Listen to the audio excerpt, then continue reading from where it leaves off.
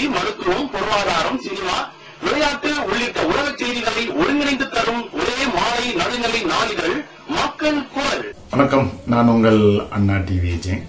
இன்னைக்கு புதிதாக 2016 கட்சி ஆரம்பிக்க போறேன்னு நடிகர் விஷால் சொல்லியிருக்கிறாரு. இப்ப எல்லாத்துக்குமே பட வாய்ப்பு அதிகமா இல்லாதனாலையும் எடுக்கிற படங்கள் சரியா ஓடாதனாலையும் எல்லாருடைய பார்வையும் அரசியலுக்கு வந்துடுச்சு அப்படின்னு நம்ம பார்க்கிறோம். அந்த வகையில 2026 விஜய் அரசியலுக்கு வர்றதா அறிவிப்பு செய்து வெற்றி கழகம் அப்படின்னு ஒரு கட்சியை அவர் ஆரம்பிச்சு அதனுடைய வேலைப்பாடெல்லாம் போய்கிட்டு இருக்கு. இனி வரும் காலங்களில் நான் திரைப்படத்தில் நடிக்க மாட்டேன் அப்படின்னு சொல்லி ஒரு அறிவிப்பு செஞ்சிட்டாரு. திடீர்னு ஒரு ஞானோதயம் திரு விஷால் அவர்களுக்கு வந்திருக்குது. அந்த வகையில நானும் 26 கட்சி ஆரம்பிக்க போறேன் அப்படின்னு சொல்லி இவரும் வராரு.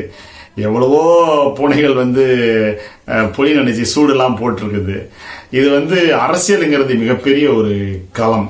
இதுல பல்வேறு பிரதான கட்சிகள்லாம் இந்த அரசியல்ல முட்டி மோதி எல்லாம் பார்த்துட்டு மண்டை உடைஞ்சு போன வரலாறுலாம் இருக்குது.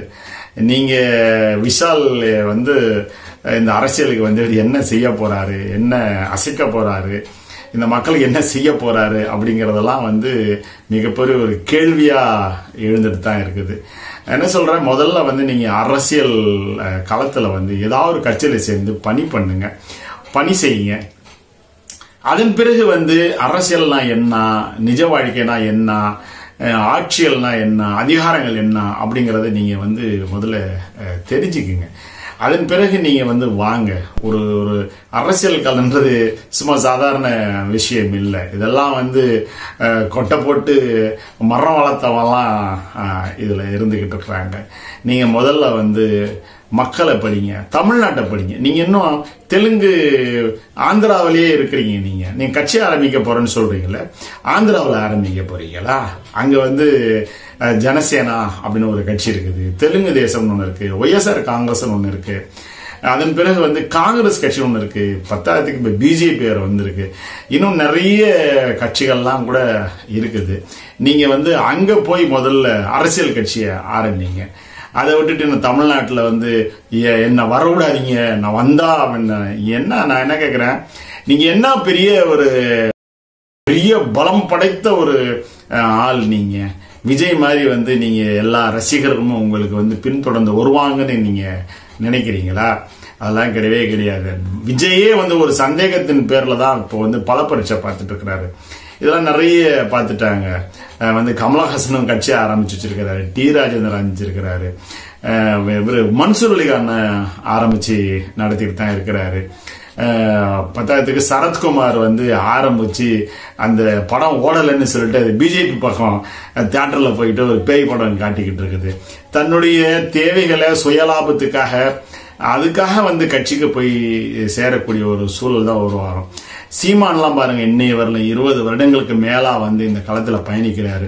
ஒரு புல்லு பூண்டை கூட புடுங்கி வைக்க முடியல. ஏன்னா இது மிகப்பெரிய ஒரு களம். இந்த களத்துல பெரியாரையும் பேரறிஞர் அண்ணாவையும் படிக்காமல் மற்ற அரசியல் தலைவர்களை பார்த்து தெரிஞ்சுக்காம நீங்க தன்னிச்சையா என் வீட்டுல தண்ணி வந்துடுச்சு, அதுக்காக நான் அரசியலுக்கு வரேன். தண்ணி எங்க வரல, ஆந்திராவில நீங்க தண்ணி வர்றதில்ல, அதுக்காக நீங்க என்னைக்காவது போராடி ஒரு ஆர்ப்பாட்டம் செய்து அந்த ஆந்திர மாநிலத்திலிருந்து வரக்கூடிய அந்த தண்ணீரை நீங்க பெற்று தந்திருக்கீங்களா? கேரளாவில இருந்து வரக்கூடிய அந்த நீரை நீங்க பெற்றுக் கொடுத்திருக்கிறீங்களா? இல்ல அதுக்காக போராடி இருக்கிறீங்களா? இல்ல கர்நாடகாவில காவேரி காவேரி காவேரின்னு பல வருடமா பல தலைவர்கள் போராடி போராடி போராடி பேச்சளவிலே நீக்கியது, அந்த காவேரிக்காக நீங்க போராடி எதுவும் வாங்கி தர போறீங்களா? சினிமாவில் பஞ்சு டைலாக் பேசுற மாதிரியே நீங்க பேசுறீங்களே, உங்களுக்கு ஞானோதயம் நல்லா இருக்கா? உங்களுக்கு ஏதாவது புத்தி வேலை செய்யுதா அப்படின்னு தெரியல. எனக்கு என்னன்னா, நீங்க திருமணம் செஞ்சுக்கிட்டோம்னா ஓரளவுக்கு தெளிவு பெறுவீங்களா அப்படின்னு கூட எனக்கு தோணுது. முதல்ல நீங்க குடும்பம் நடத்தி பாருங்க, பொண்டாட்டி பிள்ளைங்களோட வாழ்ந்து பாருங்க, அப்ப தெரியும் இந்த அரசியல் எப்படின்னு சொல்லிட்டு. முதல்ல அந்த அரசியலுக்குள்ள வாங்க. நீங்க அதை விட்டுட்டு இன்னும் சன்னியாசி மாதிரி நீங்க இது பண்ணிக்கிட்டு வெளிநாட்டுல போய்கிட்டு யாரோ ஒரு பொண்ணு கூட இருந்துட்டு அங்க ஜல்சா பண்ணி ஜாலி பண்ணிக்கிட்டு போட்டோக்காரன் போட்டோ எடுத்ததுக்கு அப்புறமேட்டு தலையை மூடிக்கிட்டு ஓடுறது, இந்த வாழ்க்கையெல்லாம் ஒரு வாழ்க்கையில. உங்க அம்மா அப்பா சொல்றாங்கல்ல நைனா கல்யாணம் சேசி நைனா அப்படின்னு சொல்றாங்கல்ல, நீங்க கல்யாணத்தை முதல்ல பண்ணி பாருங்க. அதன் பிறகு உங்களுக்கு நாட்டு நடப்பு என்ன ஏதுன்னு உங்களுக்கு தெரியும். அதை விட்டு உங்க தாயை கல்யாணம் பண்ணுன்னு சொன்ன தாயை நீங்க இம்சை அப்படின்னு சொல்றீங்க, உங்க அப்பாவை இம்சைன்னு சொல்றீங்க. முதல்ல பேச முதல்ல கத்துக்குங்க. ஒரு சபையில எப்படி பேசணும் அப்படிங்கறதே தெரியாம நீங்க பாட்டுக்கு பேசுறீங்க. ஆர்யாவை பரதேசின்னு சொல்றீங்க. உங்களுடைய நண்பனா இருக்கலாம், ஆனால் பொது வெளியில நீங்க எப்படி பேசணும் அப்படின்னு ஒண்ணு இருக்குது. கோவத்துல பேசுறதுங்க வேற. நான் கூட கோவத்துல நிறைய பேசியிருக்கிறேன், வா போன்னு பேசியிருக்கேன், நீ நான் பேசியிருக்கேன். வேற வலுக்கரான எந்த விதமான ஒரு தடிமனான ஒரு வக்கரமான வார்த்தைகளை என்னைக்கும் நாங்க பயன்படுத்தினது இல்லை. அந்த வகையில நீங்க அரசியலுக்கு வரன்னு காமெடி பண்ணீங்க. முதல்ல நீங்க தெலுங்கு பேசக்கூடிய மக்களா இருக்கிறதுனால நீங்க முதல்ல ஆந்திராவில் போய் அரசியல் பண்ணுங்க. ஆந்திராவில் கட்சி ஆரம்பிச்சு அங்க சிரஞ்சீவி தம்பி கூட போட்டி போடுங்க, சந்திரபாபு நாயுடு கூட போட்டி போடுங்க, ஒய்எஸ்ஆர் மோகன் ரெட்டி கூட போட்டி போடுங்க, பிஜேபி கூட போட்டி போடுங்க. அதன் பிறகு நீங்க தூக்கிக்கிட்டீங்க தமிழ்நாட்டுக்கு வாங்க. உங்களை யாரும் இங்க நான் வர்றது நீங்க தடுத்துறாதீங்கன்னு சொல்ல, உங்களை யாரும் கையை பிடிச்சி வச்சிட்டு இல்ல. நீங்க தயவு செய்து வர்றாதீங்க, உங்க வேலையை பார்த்தீங்கன்னாலே போதும். உங்களுக்கு உண்மையிலேயே ஒரு நல்ல ஞானோதயம் இருக்குது அப்படின்னு சொன்னா தயவு செய்து அரசியலுக்கு வந்துடாதீங்க.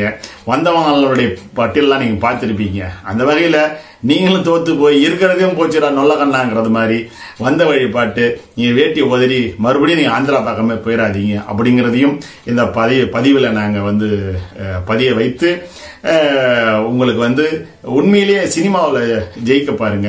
உங்களுக்கு நடிப்பு நல்லா வருது, அதனால நீங்க சினிமாவில் உங்களுடைய இதை காட்டுங்க. தேவையில்லாம உங்களுடைய பட வாய்ப்புகளையும் கெடுத்துக்கிட்டு நாட்டுக்கு நல்லது செய்ய போறேன்னு சொல்லி எவ்வளவோ பேர் பார்த்தாங்க, ஒண்ணுமே பருப்புங்க வேகல. அதனால இந்த மாதிரி முட்டாள்தனமான முடிவெல்லாம் எடுத்துக்கிட்டு நீங்க வீட்டுக்குள்ளேயே உக்காந்துக்கிட்டு நீங்க என்ன செய்யலாம்னு யோசனை பண்ணி சினிமா தான் சரியான இடம் அப்படின்னு நீங்க அதிலேயே பயணிச்சீங்கன்னா உங்களுக்கு ஆரோக்கியமான ஒரு நல்லா இருக்கும். தமிழ் ரசிகர்கள் உங்களை கொண்டாடுவாங்க அப்படின்னு சொல்லி ஒரு அறிவுரைலாம் கிடையாது, ஒரு ஆதங்கத்தினுடைய வெளிப்பாடு தான். தேவையில்லாம தமிழர்களை இழிச்ச வாயர்களா நீங்க நினைக்காதீங்க. யார் வேணாலும் இங்க கட்சி ஆரம்பிக்கலாம், கோட்டையில போய் கொடியேற்றிடலாம், முதலமைச்சர் ஆயிடலாம் அப்படின்னு ஒரு பைத்தியக்காரத்தனமான சிந்தனை எல்லாம் விட்டுட்டு நீங்க திரைப்படத்துறைக்கு தான் வந்தீங்க. அதுலயே நீங்க உங்களுடைய முழு கவனத்தையும் செலுத்தி நீங்க அதுல ஜொலிக்கணும்னு நான் இந்த நேரத்தில் கேட்டுக்கிட்டு மீண்டும் ஒரு அரசியல் விமர்சனத்தில் சந்திப்போம். அதுவரை உங்களிடமிருந்து விடைபெறுவது உங்களது அன்பு தம்பி அண்ணா டிவி ஜெயின். நன்றி, வணக்கம்.